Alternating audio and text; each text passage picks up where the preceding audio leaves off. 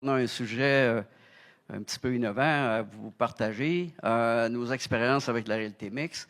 Donc, OG Groupe Conseil a été fondé en 1985, donc plusieurs années dans l'industrie manufacturière. Récemment, avec la venue du COVID en 2019, on a intégré beaucoup d'implantations en médecine, secteur médical, bloc opératoire, neurochirurgie, chirurgie cardiaque.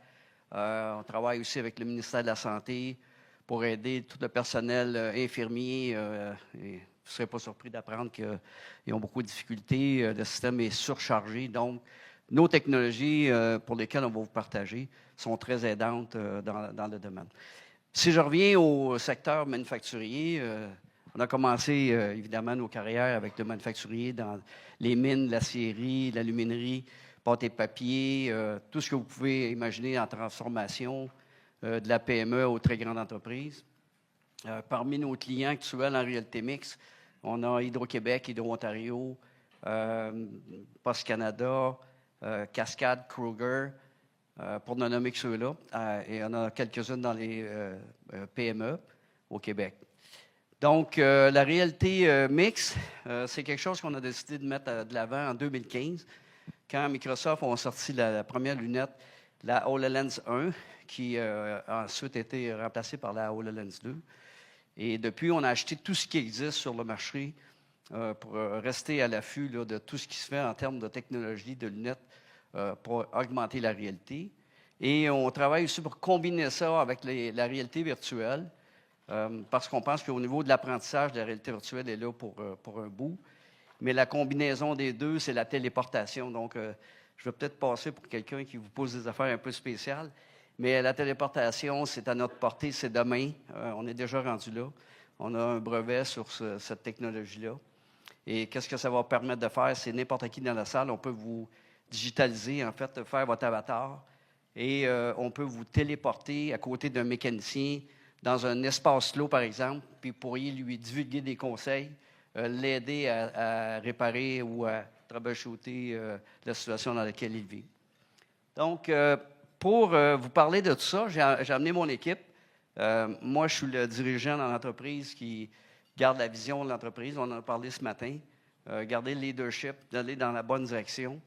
Et j'ai des collaborateurs fantastiques. Donc, je vais vous les présenter. Dans le programme aujourd'hui, j'aurai Jonathan Marcoux, qui est un jeune ingénieur mécanique, qui a eu beaucoup d'expérience dans le milieu manufacturier, dans le secteur minier particulièrement, et plus récemment dans la médecine.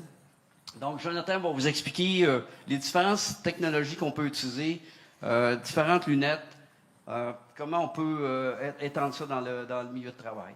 Ensuite, on va avoir Jonathan. On engage beaucoup de Jonathan chez OG, c'est un critère.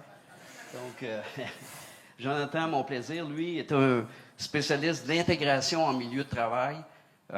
Et aussi, il a travaillé beaucoup au développement pour adapter la technologie de base qui est une lunette, mais il faut l'adapter aux environnements qui est des fois assez hostiles. On a juste à penser à la température froide, très chaude, milieu humide. Donc, c'est des lunettes, c'est des ordinateurs embarqués dans des lunettes. Une certaine fragilité, il a fallu les renforcer. Toute la question de connectivité aussi. C'est bien beau d'avoir une lunette, mais si elle ne se connecte pas, ou elle se déconnecte pendant que tu es en train de faire un cas, par exemple, au bloc opératoire, pas très intéressant. Donc, il va vous expliquer cette partie-là. Et bon, nous, on croit en technologie. Rien de mieux que d'avoir un client qui l'utilise. Aujourd'hui, on ne vous parlera pas de théorie, on va vous parler de cas vécu. Donc, j'aurai Mario qui va parler de son cas avec Cascade. Puis après ça, on passera à la période de questions. Avant d'aller plus loin dans le sujet, il y en a-tu qui utilisent la réalité virtuelle chez eux ou dans leur travail actuellement? Juste lever la main. OK, pas tant que ça. Donc, réalité augmentée. Il y en a-tu qui l'ont déjà essayé? OK. Donc, c'est nouveau. Je pense que vous allez bien apprécier. Donc, rien de mieux que pour aller de l'avant, je vais passer la parole à Jonathan Marcoux et on va aller directement dans un appel à distance grâce à la réalité augmentée. À toi, Jonathan. 1, 2, test. Est-ce que vous m'entendez bien? Yes, sir. J'ai peut-être l'aide fou un peu avec mon casque sur la tête, là, mais moi, c'est bel et bien Jonathan Marcoux. Okay? Je suis le vice-président recherche-développement chez OG Groupe Conseil. Mon but principal à moi, c'est pratiquement de dilapider les fonds de la compagnie en achetant tous les casques de réalité augmentée, mixte et virtuelle qui existent. Là. Mon but, moi, je m'amuse beaucoup avec toutes les technologies, je les essaye toutes. J'essaie de voir si ça fit dans notre environnement à nous en premier et par le fait même dans le vôtre. Okay? Parce qu'à la base, on est une firme de génie conseil, fait qu'on va venir apporter nos conseils dans l'industrie. C'est ça. Moi, j'essaye littéralement tout et j'essaie de les catégoriser un peu dans différentes catégories. Quel domaine, mettons, pourquoi est-ce qu'on amènerait des casques comme ça dans une compagnie comme la vôtre? Bien, je vais juste commencer à un peu vous ouvrir l'esprit. Il y a différentes choses qu'on pourrait faire avec un casque de réalité mixte, augmentée ou virtuelle. La première d'entre elles, ce serait le cadenassage. Okay? Pensez un peu à un cadenassage intelligent où est-ce que la lunette pourrait vous guider sur place et dire la valve qui est cachée, elle est en arrière du drap ici. On ne le voit pas, là, mais elle est cachée. Là. La lunette va nous guider jusqu'à cet endroit-là. Okay? Fait que ça, c'est une des choses qu'on pourrait faire avec des lunettes comme ça ici. D'autres choses? Bon, j'ai besoin d'un expert. Je n'ai pas mon expert. Je suis dans le nord du Québec. C'est pas quelque chose qu'on y va à 15 minutes en voiture. Faire venir un expert, ça coûte de l'argent. Alors, je pourrais faire un appel à un expert directement avec une lunette dans la main. Je pourrais continuer à travailler les mains libres. Okay? Ça, c'est une autre des choses qu'on pourrait faire. Puis, en autant qu'on a Internet, okay? En passant, on ne peut pas faire d'appel si on n'a pas d'Internet ou une communication d'une manière ou d'une autre. Le conférencier avant nous a parlé beaucoup de l'intelligence artificielle. Effectivement, on pourrait rajouter l'intelligence artificielle à l'intérieur des lunettes, comme ça ici. Puis en passant, ça, c'est un ordinateur complet que j'ai sur la tête. Là. Donc, l'intelligence artificielle, on aurait juste à pointer, dire comment est-ce que la craque dans le béton qu'on a vu tantôt dans sa présentation, est-ce que cette craque-là est dangereuse? Considérant qu'on a, comme qui expliqué, les bons modèles, des choses comme ça, juste en pointant. Et la lunette, elle, a une connaissance de son environnement également, est capable de donner encore plus de détails à la photo qu'il y avait, l'emplacement, des choses comme ça. Donc, venir enchérir un peu plus sur l'intelligence artificielle, venir aider à donner plus de data. Donc, venir traiter des informations qui pourraient être pertinentes à l'intelligence artificielle pour venir traiter. Et en plus, on pourrait avoir un assistant dans le casque qui viendrait juste nous aider à faire notre tâche. Parce que oui, il y a une craque, mais comment que je fais pour faire l'entretien de ça maintenant? Ça va aller chercher vos données dans votre entreprise, de comment faire la procédure, comme ça ici. On va se cadenasser là-bas et ça va juste vous le dire comment faire. Okay? Fait qu'on n'a plus besoin d'avoir notre collègue qui, lui, est sur le bord de prendre la retraite, qui, quand on a besoin d'aide, on lui fait un coucou, puis on lui dit comment est-ce que je ferais pour faire ce job-là? Il va tout nous expliquer. Mais là, on l'a à l'intérieur, on l'a embarqué parce qu'on a toutes les données à l'intérieur de l'entreprise. Je pourrais prendre des prises de mesures par hologramme, simplement. Si ce n'est pas des mesures qu'on a besoin d'être à l'ingénierie, là, millimètre près, je pourrais dire du mur là-bas, au mur là-bas, rapidement, j'ai 50 pieds, par exemple. Okay? Rapidement, avec un casque comme ça se fait à peu près aussi long que ça. Okay? Fait que c'est toutes des choses qu'on peut faire si juste rapidement on veut se planifier. Je pourrais également avoir un plan d'usine, avoir mes modèles 3D de mes équipements. Je prends mon équipement, je le place ici. Je prends l'autre, je le place là. Ça ne fit pas trop dans ma salle, je vais tasser mes choses comme ça. Premièrement, ça prend 30 secondes à faire et ça ne coûte absolument rien. Okay? Il y a plein d'applications qui existent comme ça, dans un casque comme ça. Là, c'est bien beau, je vous parle de tout ça. Tantôt, il n'y en a pas beaucoup qui ont levé la main quand on parlait de réalité virtuelle. Pas beaucoup d'entre vous ont vu ou essayé des technologies comme ça. Fait que je vais un peu vous expliquer. J'ai sur ma table beaucoup de casques, mais ils sont placés d'une manière un peu logique. J'ai à la gauche, réalité augmentée. Réalité virtuelle à droite, à ma droite en fait. Réalité virtuelle ici. Et on a au milieu la réalité mixte. Okay? Puis comment que ça fonctionne, juste pour l'expliquer un peu, voyez ça un peu comme un spectre. On a ici la vraie réalité. Moi, je suis dans la vraie réalité. Okay? Réalité augmentée, dans le fond, on va venir superposer des informations dans notre champ de vision. Simplement, OK? Puis là, tantôt, personne n'a levé la main quand on a parlé de réalité augmentée, ou à peu près. Bien, je pense que vous en avez toutes déjà vu quelque part. S'il y a des personnes qui, dans leur voiture, ont un projecteur qui affiche de l'information dans votre vitre, qui réfléchit mettons juste la vitesse ou juste le GPS, ça amener ça de la réalité augmentée. Okay? On vient vous montrer dans votre champ de vision une information qui est votre vitesse ou tourner à droite au feu rouge. Okay? Ça amener ça de la réalité augmentée. Pokémon Go, vous avez probablement vu des enfants avec le téléphone qui utilisent leur caméra, qui essaient d'attraper des Pokémon. Bien, ça amener de la réalité augmentée aussi. Fait que ces lunettes-là ici, des lunettes, là, en passant, on les achète toutes. Okay? Ça ici, je ne vous le recommande pas, soit 30 sur eBay. Okay? Ça ne fait pas grand-chose, à part mettre son téléphone et avoir une réflexion dedans. Pas grand-chose. Mais il existe tout plein. Okay? Et on les a littéralement tous essayés, aussi cocasses qu'ils pourraient être. Okay? Il y en a qui doivent être connectés en tout temps sur un ordinateur qu'on porte dans une poche, comme ça ici. En médecine, ils ont déjà utilisé des lunettes un peu comme ça ici, où est-ce que c'est l'équivalent d'avoir une tablette 7 pouces qui flotte en avant de nous autres, comme ça ici. C'est des choses qu'on recommande, oui ou non, tout dépendant de ce que vous avez besoin. Je vais aller du côté réalité virtuelle. On parle de ces deux casques-là ici. Réalité virtuelle, c'est quoi? On est complètement plongé dans un monde totalement virtuel. Okay? Il n'y a rien, on ne voit même plus notre environnement. On est vraiment immersé à l'intérieur. Okay? Donc, le but de ça, des lunettes comme ça, ce serait plutôt de faire de la formation pour nous avoir des simulations pour nos employés, des choses comme ça. Ça va pour ça? Est-ce que vous avez déjà questions vite faites? Non? Ça va? Maintenant, réalité mixte. Okay? Vous voyez ça un peu comme le mix de ce que je viens de vous donner. Okay? Réalité augmentée, où est-ce qu'on vient superposer l'information dans le milieu réel.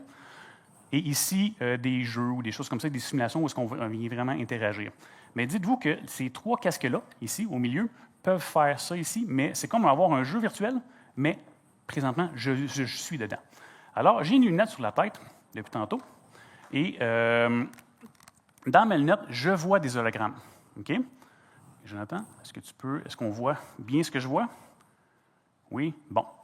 Alors maintenant, ce que j'ai en face de moi, j'ai ma feuille de notes que je peux prendre avec ma main et je peux déplacer juste ici. Je prends littéralement ma main et je déplace ces objets dans mon environnement, ici. Okay? C'est simple comme ça ici. Alors, je sais que je suis rendu là maintenant. Bon. Maintenant, en entreprise, qu'est-ce qu'on pourrait faire? J'ai un travail à faire. J'ai une tâche juste ici en face de moi qui serait de fermer la valve HMK 238. C'est quoi? C'est où? C'est comment? Je ne le sais pas.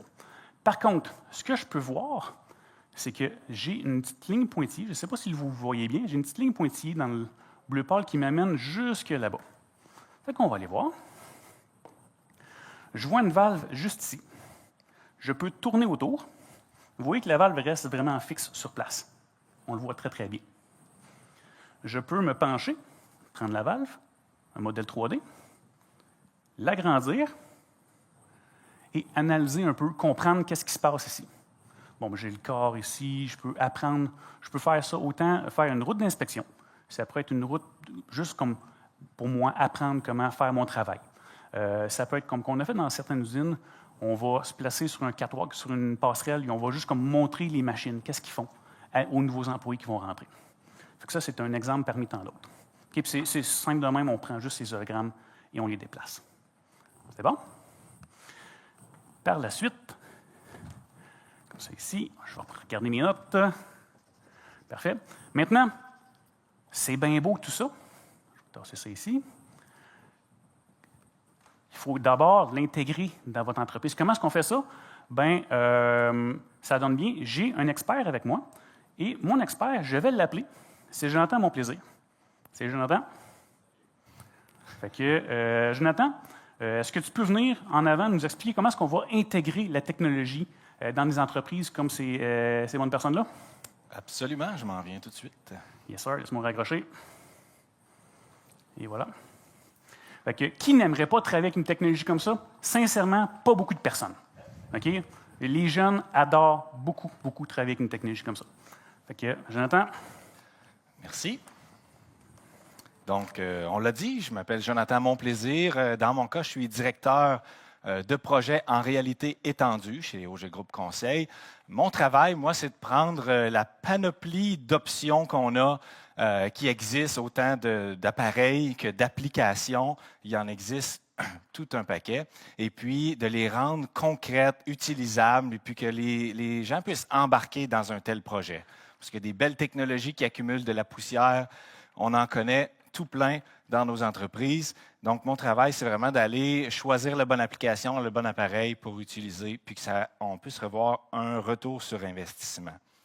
Les 2 applications qu'on a choisi d'utiliser le plus dans notre contexte sont les applications d'appel à distance. C'est ce que vous voyez à l'écran en ce moment. Dans ce cas-là, puis ça va tourner en boucle, vous allez voir les 2 petits morceaux de vidéo. C'est les appels holographiques et les appels à distance et les procédures holographiques. Donc, les appels à distance, c'est ce que vous avez vu, où est-ce que je dis salut à Jonathan. Il peut prendre, c'est mon écran, c'est Teams dans le fond, c'est un appel de vidéoconférence qu'il apporte avec lui. Et puis, bon, on se voit, et puis lui voit ce que moi, je vois. Donc, c'est See What I See, on travaille ensemble, donc dans un contexte de maintenance. On peut s'imaginer qu'on a besoin d'aller chercher une pièce dans le magasin, on ne sait pas où. Donc, on va aller ensemble, je vais l'apporter avec moi, puis on va regarder ensemble dans les étagères, puis il va même pouvoir me pointer, encercler un tiroir, par exemple, me montrer, elle est là la pièce, non, je vais la trouver tout de suite. Puis en plus, il peut me donner des détails concernant la pièce, il peut me sortir les plans, il peut me sortir des modèles 3D explosés et tout. Donc, on peut travailler ensemble à distance avec un expert.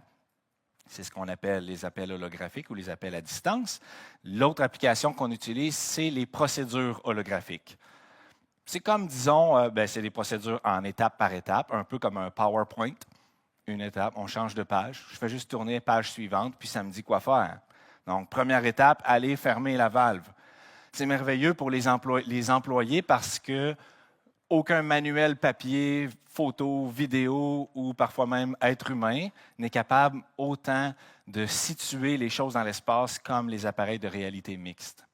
Imaginez, la valve se trouve derrière la machine, sous le comptoir. Expliquez ça dans une procédure papier. Expliquez-le maintenant, justement, on va rajouter des images, mais il faut toujours interpréter les images, c'est difficile.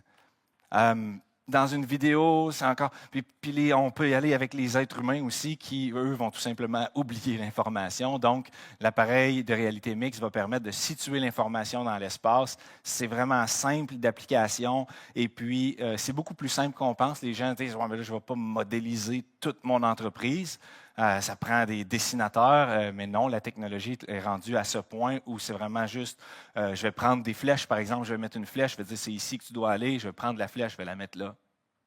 La procédure est terminée. Étape suivante, je fais la prochaine étape. Donc, on dit que ce n'est pas plus long de faire une procédure holographique que de créer un PowerPoint. Et technologiquement, c'est la même chose. Ça prend des personnes qui sont capables d'utiliser Office, ils vont être capables de créer du contenu pour votre entreprise. Évidemment, avec un petit peu de formation d'un bon expert comme nous, on peut vous aider à déployer ça. Vous allez tout de suite commencer le déploiement. On part avec la lunette. Super, ça va bien. Vous avez acheté ça chez eBay. Vous partez dans l'entreprise. Puis là, premier pas que vous faites dans l'usine, on dit « Ah, ça prend un casque. » OK, mais là, c'est pas fait pour avoir un casque, ça. OK. Bon, ça prend des bouchons. OK, mais si je mets des bouchons, je n'entends plus la personne qui me parle. Ah, bien aussi, on va aller dehors. OK, mais là, ça, c'est de la lumière qui est projetée dans mes yeux. Si je vais en plein soleil, je ne la vois pas, la lumière. OK? Mais si on s'en va dehors, il fait moins 30. C'est là l'intervention qu'on a à faire. Bien là, l'appareil va geler. Donc, ça, là, c'est toutes des choses que dans mon expérience d'intégration, dans les projets qu'on a fait, à toutes les fois qu'on a fait un pas, là, on retourne voir notre recherche et développement, Joe, au bureau. Lui, je ne sais pas ce qu'il fait, là, mais il fait comme des gestes de Iron Man dans son bureau. Il est assis dans le noir sur son tapis dans le bureau, puis bon, il nous règle nos problèmes. Donc, on a maintenant des lunettes photochromiques qui vont faire en sorte que ça bloque, que la lentille va s'ajuster à la lumière extérieure. Donc, on peut voir les hologrammes à l'extérieur. On a des poches qui chauffent la HoloLens pour travailler dehors. On a aussi tout un... Tu peux m'amener à l'autre slide, merci Joe. On a un holocase qu'on appelle, donc on met notre appareil holographique dans une boîte avec une batterie qui nous donne de l'autonomie jusqu'à 12 heures. On a la connectivité aussi. En ce moment, la démo qu'on a faite, on l'a faite sur notre Netbox parce que le Wi-Fi de l'hôtel est moyen. Donc, on a une bonne qualité d'Internet, peu importe où on va, puis c'est mobile, c'est même pas branché dans le mur, c'est notre Wi-Fi qui se connecte automatiquement. Pas besoin de demander à l'employé d'aller chercher le code, ça se rend tout seul. C'est le genre de choses qu'on fait dans l'intégration qui fait en sorte que, je vous le garantis, vous allez acheter ça chez eBay, ça ne fonctionnera pas chez vous. Pourtant, la technologie est assez là. Il suffit d'avoir quelques petits trucs comme ça. On a passé par-dessus plusieurs embûches pour arriver à rendre ça utilisable par les employés. Entre autres, l'application elle-même, juste la navigation, il y a une gestuelle, il y a un niveau de difficulté, contrôler les hologrammes dans l'appareil. Puis il y a plein d'options, il y a des millions d'options là-dedans. C'est facile pour nos employés de se perdre. Donc nous, ce qu'on a fait, c'est qu'on a fait un mode kiosque. Vous êtes allé dans un centre commercial. Au centre, là, il y a un iPad qui est là. L'iPad, il est bloqué. Il y a juste une application dedans. Peu importe où je touche, mais je vais rester dans l'application. Je n'irai nulle part d'autre. Il est bloqué juste là-dessus. Donc, nous, on a fait une application en mode kiosque qui s'appelle XR Toolbox. Et puis, cette application-là nous permet simplement, l'employé va prendre son appareil de réalité mixte, va appuyer sur le bouton Power, met ça sur ses yeux. Sa première journée au travail, Power. Bonjour, Jonathan. Ça le reconnaît. Dans son menu, il y a juste 2 gros boutons. Je veux appeler un expert ou je veux faire les formations que moi j'ai à faire aujourd'hui. Donc, on a vraiment simplifié l'utilisation. Puis aujourd'hui, dans nos entreprises avec qui on travaille, les employés se servent de cette technologie-là, pas après une semaine de formation, le jour même de leur embauche. Ils ont leur accueil avec ça. Ils vont visiter l'usine avec ça. Donc, c'est ce qui fait en sorte qu'on est la compagnie qui a vendu le plus d'appareils de réalité mixte au monde à ce jour. Et puis, parce qu'on fait en sorte que les gens embarquent vraiment. On va passer une vidéo de la compagnie Cascade. C'est un projet qu'on a fait chez eux. C'est des procédures holographiques. Puis, on a demandé aux gens, est-ce que vous pensez que ça va embarquer? Est-ce que c'est juste une mode? Est-ce que c'est quelque chose qui va accumuler de la poussière? Donc, je vais vous demander, en écoutant cette vidéo-là qui va partir dans 30 secondes, est-ce que vous embarqueriez dans un tel projet? Posez-vous la question pendant que ça roule.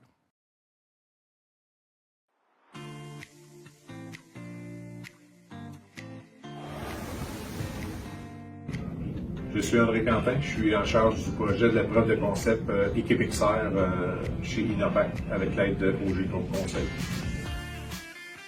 Pour la première impression, j'ai trouvé ça quand même assez fun, assez génial. Je trouve que ça amène un côté plus le fun qu'un côté formation, dans le fond. Ce qui est évident dans la preuve de concept, c'est que toutes les procédures montrent qu'il y a un retour sur l'investissement. Passer la pellicule dans le tunnel. Pendant les formations, on a vu qu'on aurait pu éviter les 3 heures d'arrêt de la McDo ou les 2 heures d'arrêt du Canopy si les procédures avaient été utilisées dans le passé.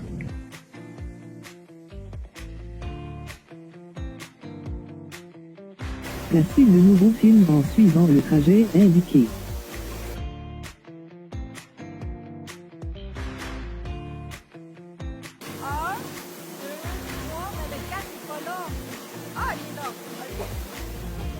Si on parle de santé et sécurité, on s'est rendu compte que les employés n'utilisaient pas une barrière de sécurité qui était cachée dans la machine. Si on regarde le volet humain, on s'est rendu compte que la lunette va vraiment contribuer à réduire l'impact du manque de personnel dans les opérations. Ça va juste donner une chance de former des nouveaux employés plus rapidement avec toute la même procédure au moment où ils en ont vraiment besoin, soit de soir ou de nuit. Un matin, c'est comment se loguer, comment peser sur les boutons. C'est pas long, là. Une demi-heure, 45 minutes, c'est fait. Et même pour créer un guide, on s'est planifié une journée, 7 heures. Puis à la fin, ils ont créé un guide eux autres mêmes. Là. Puis ils n'avaient jamais mis une lunette sur la tête. C'est précis en réalité, là, ça te dit quoi peser. Puis, comme tantôt, justement, les switches qui étaient cachés en arrière des boîtes. J'aurais eu une procédure papier, mais d'après moi, j'aurais passé à côté. J'ai donné une partie de mon savoir. Là, lui, il fait la même chose. Ça l'aide à tout le monde. Notre job est plus facile. Avec la preuve de concept, on s'est rendu compte qu'on était capable d'intégrer humainement et techniquement la plateforme Guides dans nos opérations. chaque minute investie dans notre création de contenu va nous en rapporter 10 fois plus lors des opérations. Et maintenant, il reste juste à décider dans les usines à quelle vitesse vous voulez avancer pour aller chercher du gain. On garde le son de la vidéo. On va entendre la réponse des employés de Cascade. Si tout le monde embarque, je pense que... Et peut-être des indices qui vont embarquer ou pas? Ben, il y en a des indices, ça. J'ai jamais vu un gars de production des sites nous dire hey, je peux-tu faire les guides? On n'a jamais vu ça avant. Je peux-tu faire une procédure papier? Personne ne veut rien savoir. Ben là, c'est là, hey, j'ai du temps, là, j'aimerais ça en faire. Là, moi, je le roule dessus de patte, il est tout le temps en train de. Il demande, mais il veut en faire. Parce que. Ouais, ben, clairement, ça attire de quoi, là? Clairement, ça attire de quoi? C'est ce qu'ils pensent, c'est l'expérience qu'ils leur donnent. Je vais demander à Mario de s'approcher pour nous demander ce que ça a apporté à Cascade, un tel projet. Mario. Merci, Jonathan. Bonjour tout le monde. Mario Monti, je suis superviseur de l'équipe d'amélioration continue pour Global Cascade et aussi responsable de la technologie des lunettes à réalité mixte chez Cascade. Vous avez vu André Quentin tantôt, c'était celui qui faisait les tests et le départ de l'implantation, puis moi je suis plus en mode production avec les lunettes. C'est qui Cascade? Cascade, c'est une papetière qui a vu le jour en 1964, 60 ans cette année. C'est 70 unités de production à travers l'Amérique du Nord dans 3 secteurs d'activité. Un des secteurs, c'est l'emballage carton-caisse. Il y a 25 usines de production, autant de fabrication de papier que de transformation.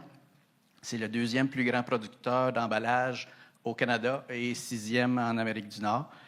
Il y a un groupe de production tissu, papier hygiénique, papier essuie-tout, papier mouchoir, napkin, 10 unités à travers l'Amérique du Nord. Le 2e, est un leader en papier tissu et le 6e plus grand en Amérique du Nord aussi.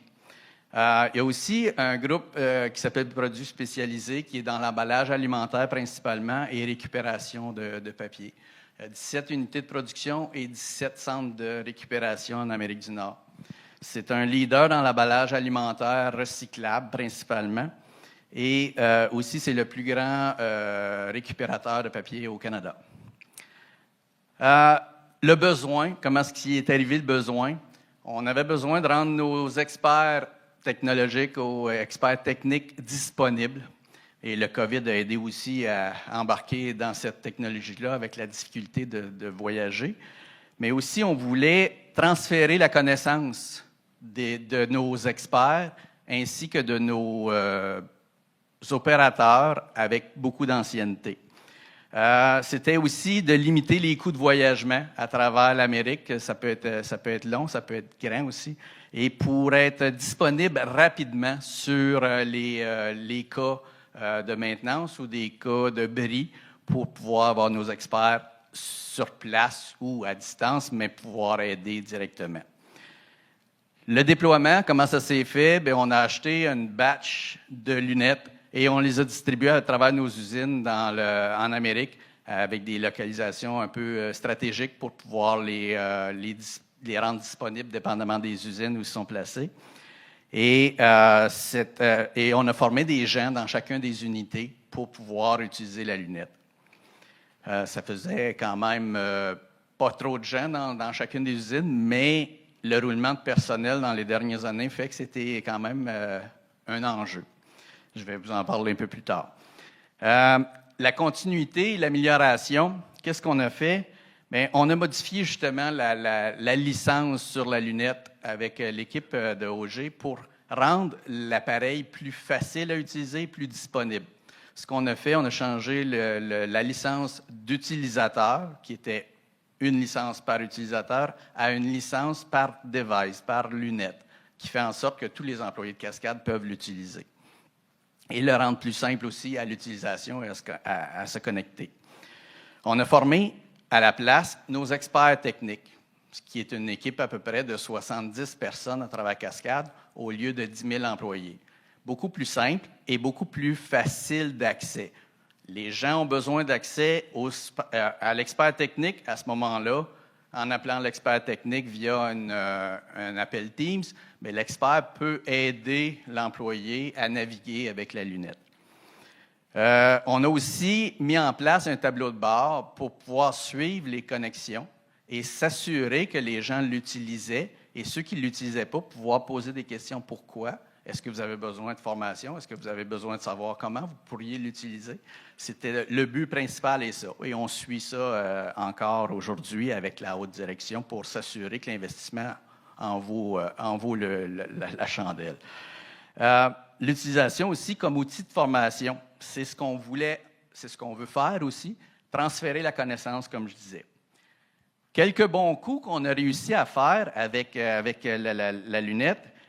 Un des bons coups que je pourrais donner pendant le COVID, comme je disais, la difficulté à se déplacer faisait en sorte que les experts à travers le monde aussi étaient difficiles à avoir. Et on a fait changer toute la boulonnerie sur un Yankee. Et comme vous pouvez, c'est un vaisseau sous pression, c'est quand même assez particulier. Et les experts, il y avait un expert en Angleterre et un aux États-Unis, et notre usine était en arrêt, et il fallait remonter tout ça.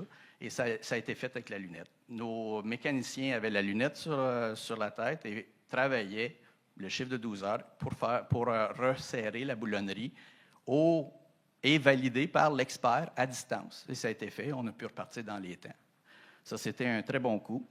Un autre bon coup qu'on a eu, c'est des audits d'inventaire avec des firmes externes et des firmes internes, nous autres. Des audits d'inventaire, au lieu de se déplacer dans chacune des usines pour faire l'audit, on a des lunettes. Les gens de l'usine participent, c'est eux qui mettent la lunette, et ils vont faire l'inventaire en temps réel, directement avec les auditeurs sur une rencontre Teams. Un autre bon coup, des FAT tests, Factory Acceptance Tests, directement en Italie. On achète quand même plusieurs équipements en Italie. Et au lieu d'envoyer une dizaine de personnes de production et de maintenance pour aller faire la vérification, on envoie 2 personnes avec la lunette et toute l'équipe à distance peut participer au test d'opération de la machine. Ça se fait au besoin. On a aussi fait l'alignement de lignes de production. Notre expert en alignement n'était pas disponible pour voyager cette semaine-là. Et à distance, avec des équipes locales d'alignement, a pu faire l'alignement de plusieurs machines en 2 jours avec la lunette. On sauve des coûts, on sauve du temps et l'organisation du temps est beaucoup plus facile à ce moment-là. Des bons coups dans le transfert de connaissances. On a un centre de recherche et les méthodes pour faire les tests sont standardisées.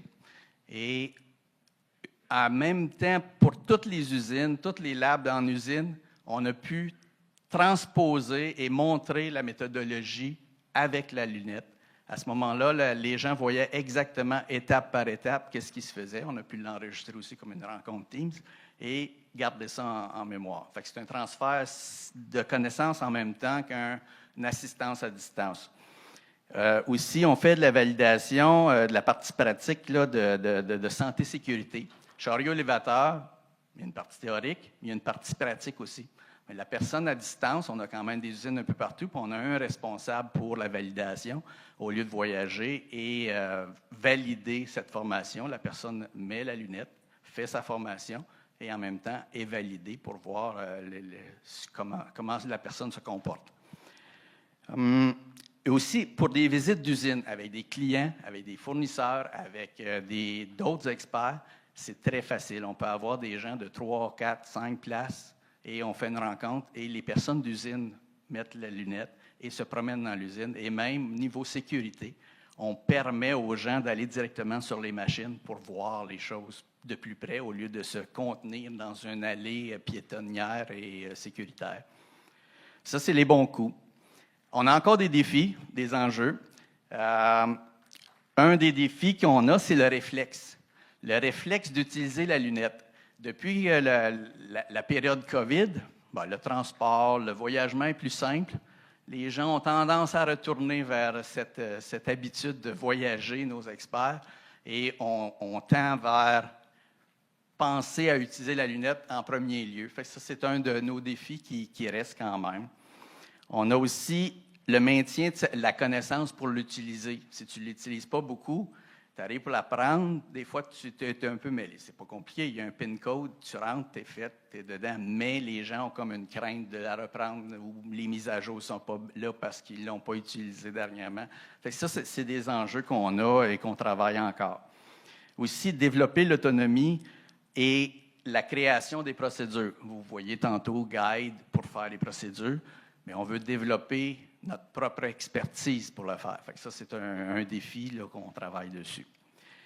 La suite, ce qu'on a en travail présentement, on développe beaucoup avec une usine particulièrement, toutes les procédures, justement pour le transfert, la formation de nos nouveaux, la formation de nos gens d'opération.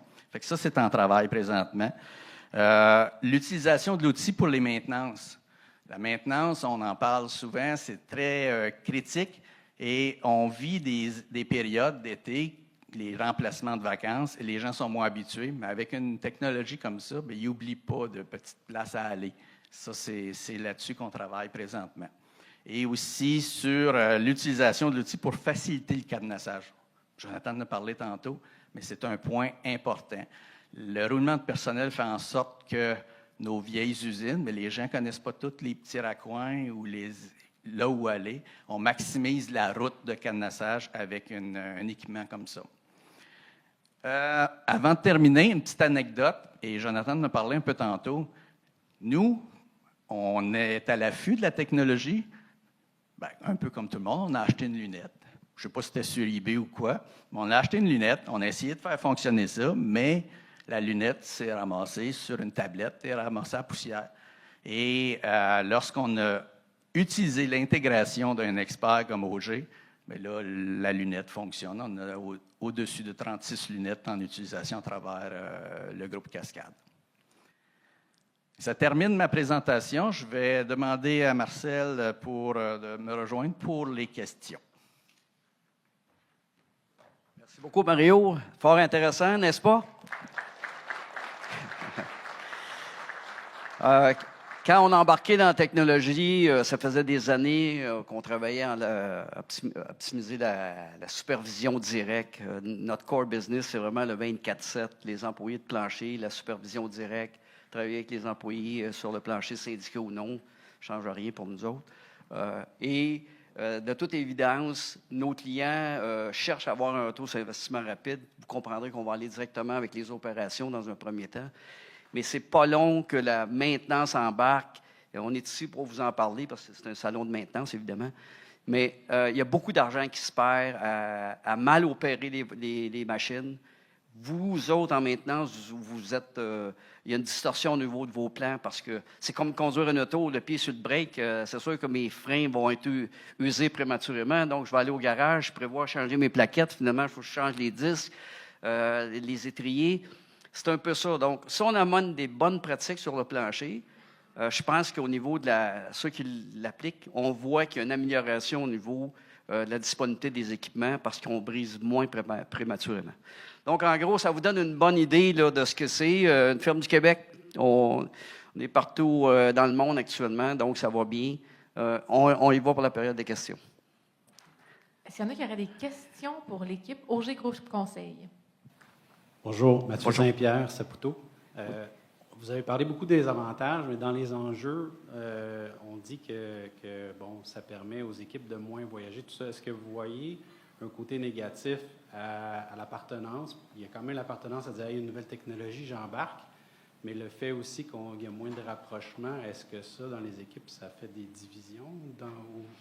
Non, je voudrais, il y a les générations, là, les plus vieux qui sont habitués de voyager, vont vouloir continuer à voyager, mais je vous dirais, juste pour la qualité de vie des experts, pensez-y 30 secondes. J'en ai qui me disent, j'ai brûlé ma vie à voyager dans les avions, j'ai plus de famille, je ne vois plus mes enfants, ils ne me connaissent pas. Je regarde la nouvelle génération, pas intéressée à voyager. Je vais te rendre un service. La force de la lunette, c'est j'ai les mains libres. On n'a pas parlé de l'écosystème auditif, là. C'est extraordinaire. Donc, à 120 décibels, vous êtes capable de communiquer avec un expert. Vous l'entendez bien si vous avez des bons équipements. Donc, non, moi, je vois que La rareté de la main-d'œuvre, les départs à retraite, le COVID a massacré le transfert de connaissances. C'est incroyable. Je le vois aussi en médecine, c'est encore pire parce que tu es avec des patients qui souffrent. Donc, non, moi, je pense qu'il y a un virage essentiel. Pensez à la qualité de vie, pensez à la rapidité de donner des services. Personne ne parle des coûts, je vous le dis, le retour sur investissement là-dessus, c'est rapide. C'est 2 à 3 mois, dépendant de la taille des investissements que vous allez faire, mais ce n'est pas une dépense. Honnêtement, je ne sais pas comment vous faites. J'ai des formateurs qui m'ont dit, moi, Marcel, là, je suis sur le bord du burn-out. Le taux de roulement du personnel dans notre compagnie est de 20 30 %. Je recommence à former les mêmes personnes différentes, mais des mêmes postes. J'oublie des détails insignifiants comme mettre un bloqueur, ouvrir une porte. C'est des affaires que je ne pense plus parce que je suis un peu écœuré. Et puis là, bien, il arrive des accidents. Donc, on libère les personnes qui ont beaucoup de qualifications, autant à l'opération qu'à l'entretien. Moi, j'ai vu des mécaniciens défaire des raffineurs.